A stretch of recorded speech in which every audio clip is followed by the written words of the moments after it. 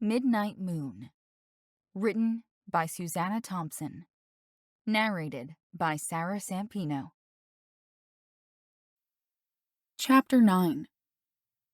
I couldn't hate Damien, not after Daphne called me the next morning and told me what he did. She had tried to calm me down last night when I was worried that he was on his way to the hospital to... Well, I didn't exactly know, but I was sure that it couldn't be good judging by how upset he had been. Daphne was convinced that he was just hurrying to see her before visiting hours ended for the day. We were both wrong, because he never showed up at the hospital that evening. I told her to call me as soon as he arrived, but my phone remained silent all night. I slept fitfully, alternating between worrying about Daphne and Taylor. We had planned to talk about our dates the following day, but my anxiety made it difficult to wait. What if he was somehow the evil wolf? Was Taylor in danger from him? Would he turn her into a werewolf too? Maybe he hadn't meant to kill Blair. Maybe he'd wanted her for his mate, but he'd lost control and went too far.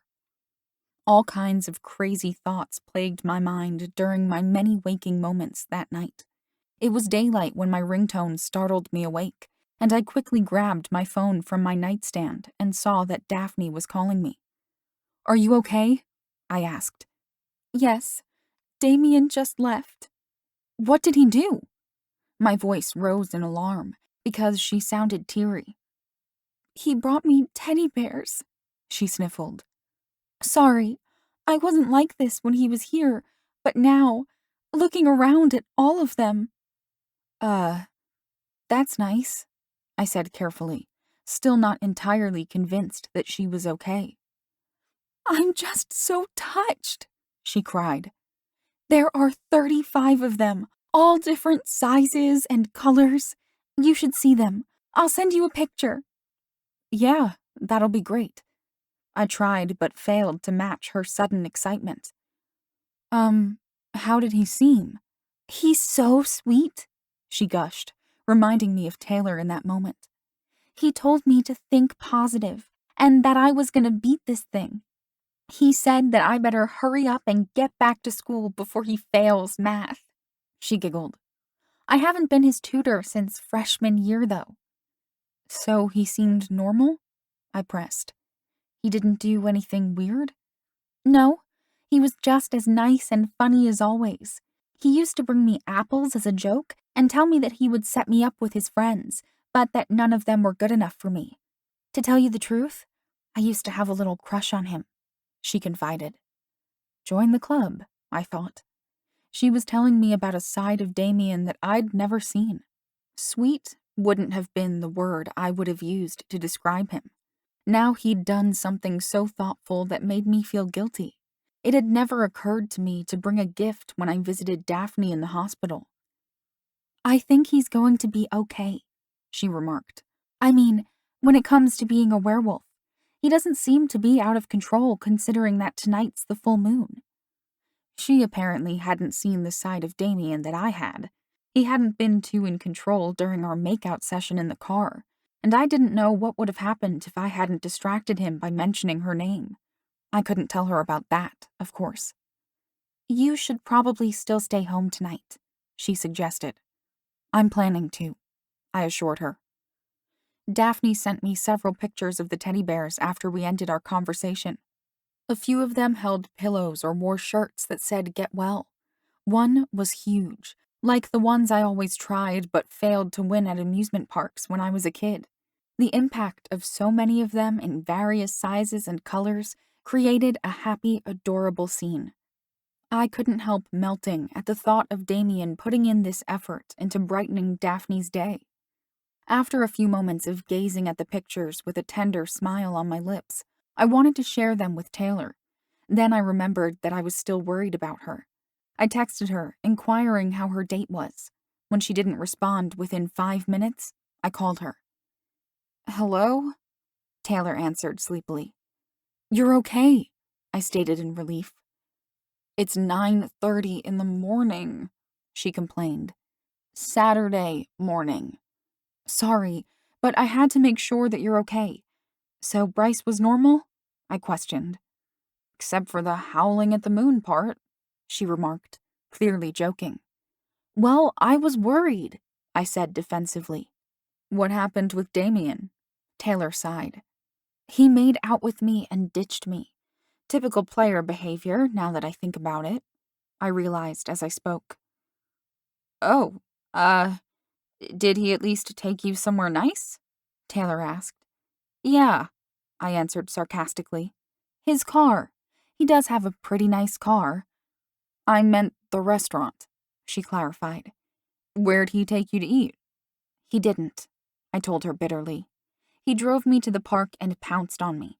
Then he acted like he was too concerned about Daphne to take me to dinner, but he didn't visit her until this morning. Wait, he visited Daphne at the hospital? Yeah, he was sweet to her, I emphasized. I'll send you the pictures she sent me. So, Taylor tread carefully. How was he with you? When you say pounced, he stopped, I assured her. It didn't get that far.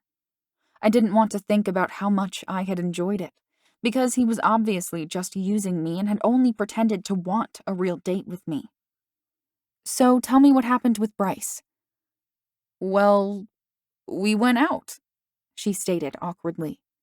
I could tell that she was uncomfortable to share what a great time she'd had after hearing about the way Damien had treated me. Taylor, it's okay. I want to hear about your date. Details, I urged. Oh, Clarissa, he's wonderful, she gushed, unable to hold back any longer.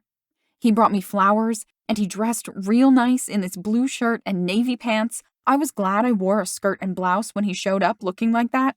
He had reservations at a place called Lola, and boy, was it nice. That's where my parents are going tonight for their anniversary. I heard my mom talking about it with her friend the other day. She was joking that they can only afford to eat there once a year. I felt relieved rather than jealous of Taylor's fabulous date. There was enough weirdness to deal with already, so I was glad that Bryce had turned out to be a normal guy. Taylor was into all that fancy stuff anyway, so that elegant scene was perfect for her. It's worth the splurge, she enthused. The food is amazing. I'll send you the pictures later. You took pictures? I laughed. I told Bryce that it was to help me keep track of everything I was eating for my food diary, but really it was because I've never been to a place like that. I'll save it to compare to the restaurants in New York. Taylor was planning to be a fashion designer, so she would probably live in New York City. Thinking about jobs made me wonder if Bryce had one. That's an expensive restaurant for a high school kid. Bryce got an inheritance from his dad, she explained. It's so sad how he died in that accident. He didn't talk too much about it, but he told me that he had a good relationship with him. He said that both his parents were great about teaching him to be independent. I wish my parents were like that. They're still forcing me to go to my uncle's surprise birthday party tonight. Oh yeah, that's tonight. I forgot about that, I said. We have to be at his house by 7, she grumbled. My aunt is taking him out to eat, so he thinks that's the only thing they're doing for his birthday. My cousins aren't even going to be there because they're away at college. Maybe it'll still be fun. I had a feeling that she was attempting to change the subject to spare my feelings, but I wanted to hear more about her date. It was my right as her best friend to share in her excitement over it. So, did he kiss you? Yes. Yes, he did. Oh my God, he is such a good kisser, Taylor exclaimed, unable to contain her excitement about it, as I had known she couldn't. It got really intense, but then he apologized. He said that he hadn't meant to do that on the first date, but I sure didn't mind. That means he's planning on having a second date with you. I smiled with happiness for her. Yeah, she confirmed. We're going to the movies next Friday. I'm so glad it turned out okay. As I spoke that thought aloud, I realized how seriously stressed I had been about Taylor going out with Bryce. Now that he had proven himself a decent guy, I could stop worrying about her. We exchanged pictures after we hung up with each other. She texted me that what Damien had done was really sweet after she saw the pictures of the teddy bears. But he better apologize to you. I wasn't sure if I would even accept his apology were he to offer one. Looking at the pictures of Taylor's fancy meal had made me even more pissed off at him. I hadn't even picked an expensive place, and he was the one who had asked me out on the stupid date in the first place. I had told him loud and clear on the night of the carnival that I didn't want him, but he hadn't listened. Well, he better not show his face here anymore. I wanted no part of his crazy werewolf impulses, so he had better leave me alone. I went downstairs and had a bowl of cereal before relaxing on the couch in front of the TV, reveling in the luxury of being able to laze around in my pajamas all day. The downside to this was having to answer the door in them when my parents happened to be upstairs when the doorbell rang. Since I wasn't in the mood to care who saw me looking like a disheveled mess with bed hair and no makeup, I pulled open the door without checking who was on the doorstep. Damien stood there, holding several plastic grocery bags. "Hey, Clarissa," he greeted me amiably. "Did you just get up?" What's all that? I hadn't planned on speaking to him at all, but I was curious about what was in the bags. "I brought steak. I hope you have a grill," he said. "Oh, hi, Damien," Mom spoke from behind me. "Clarissa didn't tell me that you were coming over today." Mom gave me a disapproving glance as she walked up beside me before smiling at him. "That's because she didn't know," he explained. "I decided to cook lunch for all of you, if that's okay. Do you have a grill?" "Yes," she answered, "but that's not necessary." "I want to do it," he told her, and held up the bags in his right hand. "I brought steak." "Steak?" Dad asked. "Why are you leaving that man standing out there when he's come over with steak?" "Come in, Damien," Mom invited him. "Go get dressed, Clarissa." I grudgingly went upstairs to do what I was told, annoyed that he had invaded my home once again. Taking my sweet time getting ready, I called Taylor to vent. "Can you believe him coming over here like nothing happened? It sounds like he's trying to make it up to you for last night," she said. "I think it's sweet." "He is not sweet," I declared in annoyance. "But you are," he said, as he opened the door to my room and snatched my phone out of my hand. "She'll call you right back." I opened my mouth in outrage to yell at him, but my protest ended in a startled gasp at his determined expression and speed at pulling me tight against his body. The bruising kiss I'd been expecting was a light, teasing play of his tongue over my lower lip that made my eyelids flutter closed and my breathing quicken. "We don't have time," he murmured regretfully. "I told them I was going to the bathroom real quick. I just had to steal a kiss while you were still in your pajamas. You look super cute." I had opened my eyes while he was speaking, and my face flushed in embarrassment as he smiled at me before leaving the room. He'd done it again, and I'd let him. What was wrong with me? My phone alerted me that I had a text. Reading it made me feel even more ashamed. It was from Taylor. Did he say sorry? Of course he didn't, I thought, but I texted back that he had. I put on comfy sweats that weren't much better than wearing pajamas and remained bare-faced in defiance. Damien didn't deserve putting any special effort into my appearance, but it backfired on me. Fortunately, he at least acted normal in front of my parents. Even I had to admit that he cooked delicious steak. My dad stood out there and talked to him, although he had claimed that he was going to help him. My mom cooked the potatoes Damien had brought over along with the steaks, and I made the salad. "We don't even need to go out after this meal," Dad stated as he leaned back in his chair in satisfaction. "I don't think any restaurant can cook a better steak than this." "Then order something else," Mom suggested. "Because you're not getting out of taking me to dinner."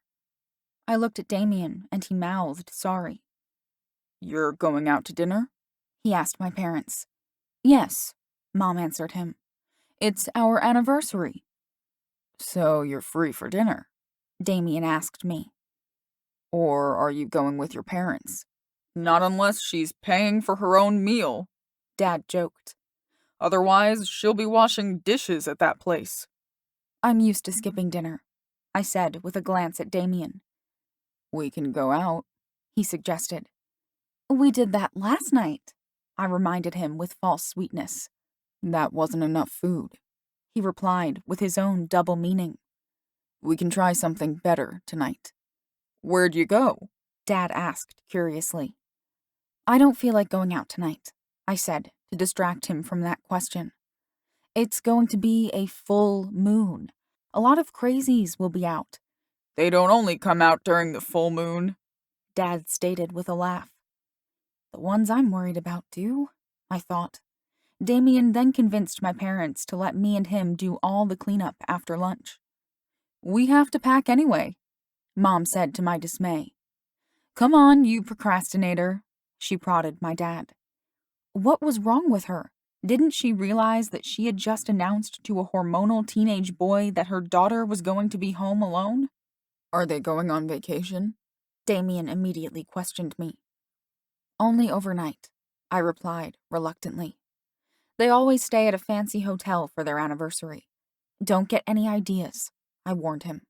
You know what tonight is. Yeah. He turned away from me and began to clear the table. I wasn't going to feel bad for him, I told myself. It was no concern of mine. Are you scared? He set the plates he was carrying on the countertop and looked at me. Not really, because it's hard to believe it'll really happen, you know? Yeah, I agreed. I just can't picture it happening. I should videotape it so I'll have proof, he mused. Is that what you're going to do? I asked. He shrugged. I don't know.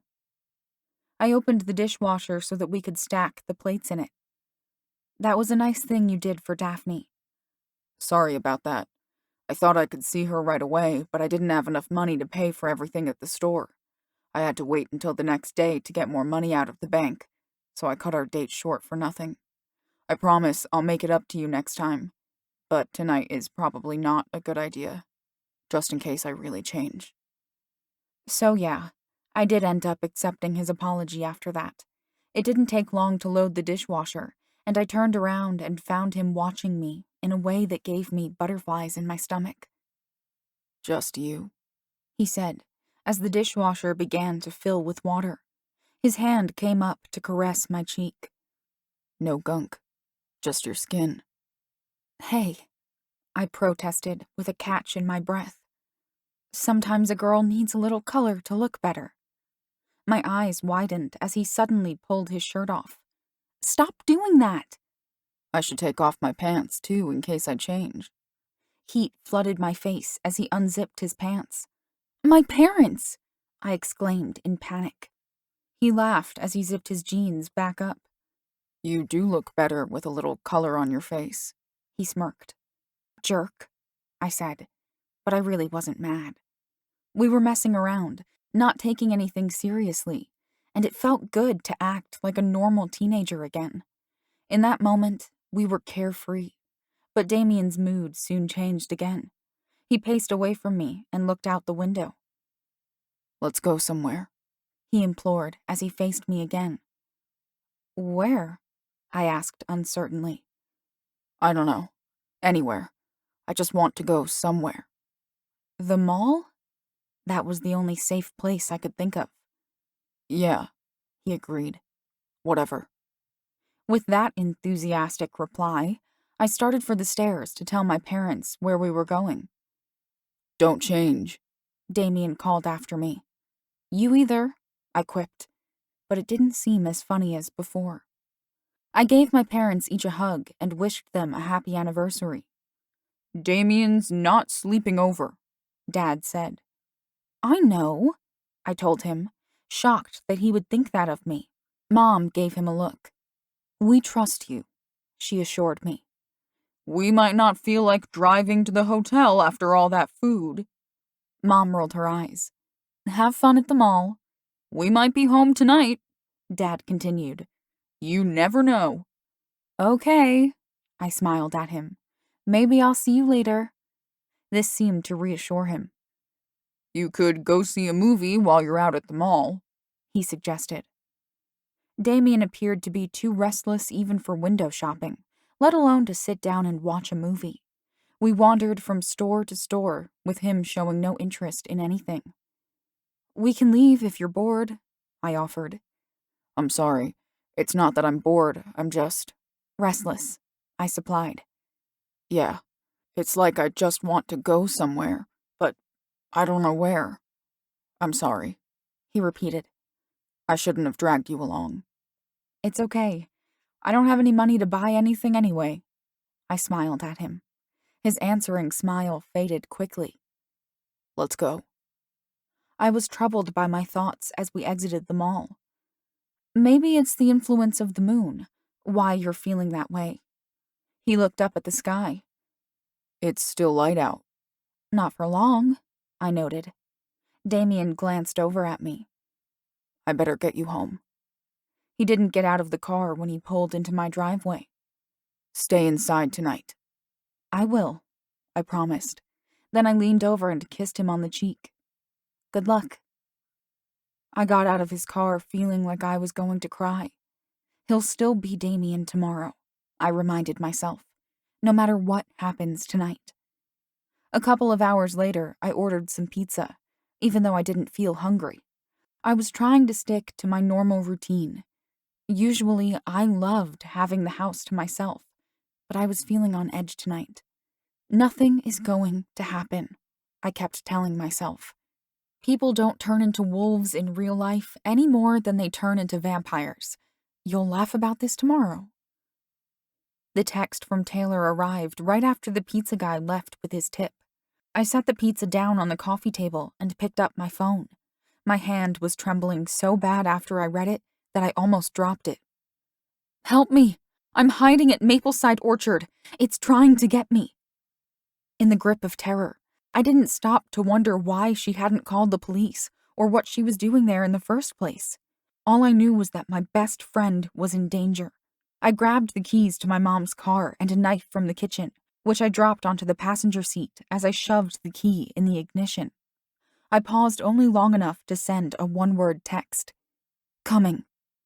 I sped out to the highway and then flew down the country road after I got off on the exit that would take me to Taylor.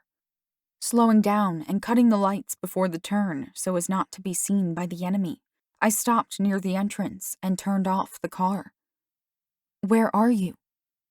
There was no answer to my text, and my heart pounded in fear that I was too late.